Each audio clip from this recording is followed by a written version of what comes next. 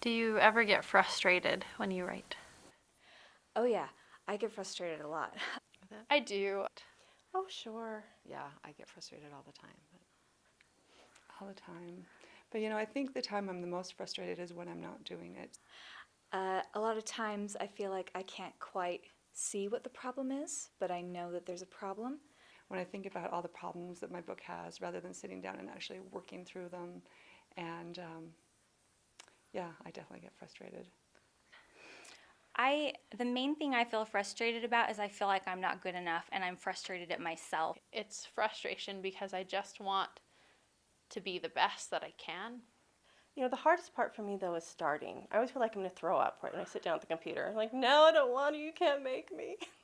Yeah, I feel that all the time because I'm a perfectionist.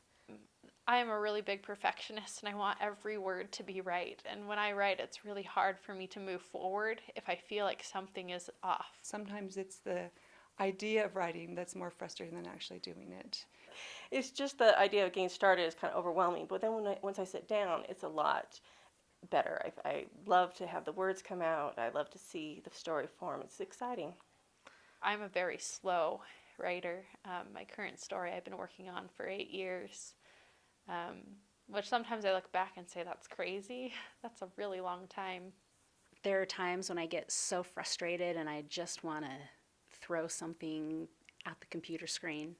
I'll know what I want to say or have the story do, but I don't know how to pick the words that'll make that happen.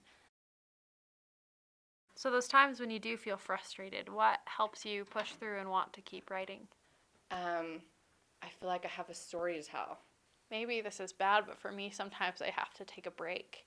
The way that I have figured out to move past it is to pull out a spiral notebook and just start putting words down. I'll sit and kind of stew on my story or my scene and what should happen and really think about my character and really get back into her head. Get to know her and pretend like we're hanging out inside my brain and ask myself what she would do if something happened to her.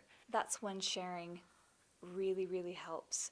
I have a great writing group, a great critique group, and we push each other and expect great things out of each other, and I think we keep each other going.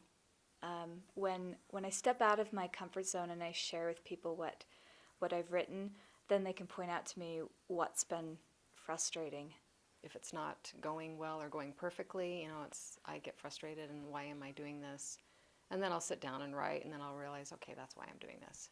They say that only you can write your manuscript. I don't know. I think it's the creative process.